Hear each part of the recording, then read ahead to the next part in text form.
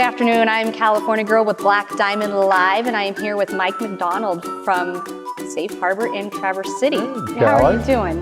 Well, I'm doing great for a cool September afternoon. Yes, it is September. We are a couple months away from Safe Harbor actually opening up for the season, correct?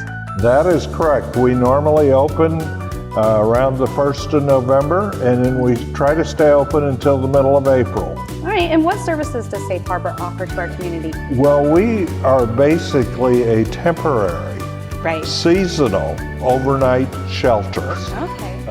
Last year we served an average of 70 guests a night with a high in the mid-80s.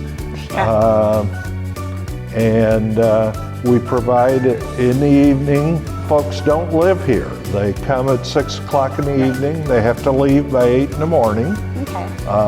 They get a hot dinner. They have a place to sleep. We have spaces for them to watch TV and relax between dinner and going to bed. And then we offer generally a light breakfast in the morning before they leave, continental style, which may have to be modified some due to COVID. True, and I was going to ask that with the coronavirus pandemic, how are the services going to change? How can you accommodate that and keep everybody safe? Well, I could talk about several changes. First of all, every guest when they come in will have their temperature taken, and we will require masks for guests, volunteers, and staff members. We are planning to improve the social distancing. We're standing here in the dining room, and as you can imagine, with 80 people in here, that would not work in a COVID environment. We are erecting a 40 by 60 heated tent in the parking lot, which we're going to have wood flooring on the tent as well, and we will use that for sort of a social area and a staging area for dinner. The guests will eat in shifts in this room with no more than 20 in the room at a time. That's very interesting. And that'll, of course, extend the dinner hour probably to closer to 8 o'clock. It's normally over at 7, but we'll give them a 30-minute shift and 10 minutes to kind of clean up the tables before the next group comes in. It is crazy with all these changes that in our accommodations of this virus.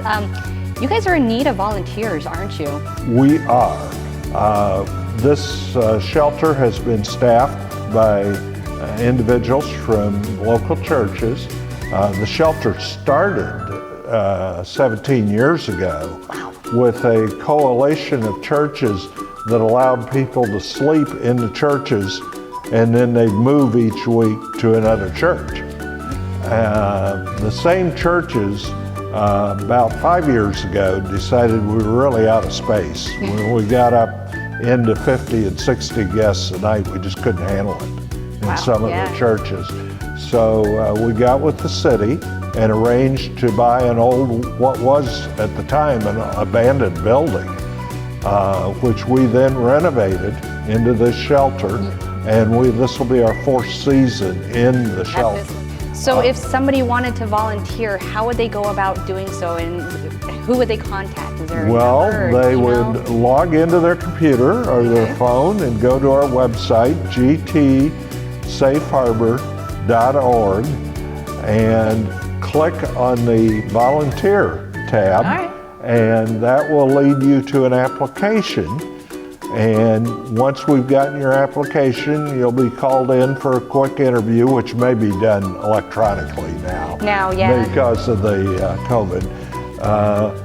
And we do vet all of our volunteers before they are allowed to volunteer. It does sound like a pretty painless process. Once you've gone through the vetting process, you'll be given a password that'll allow you to, again, log into our website and look at the volunteer openings and sign up for figure out what times you can work that out. And again, what was that website address? It's gtsafeharbor.org. Okay, gtsafeharbor.org. I am California Girl with Black Diamond Live.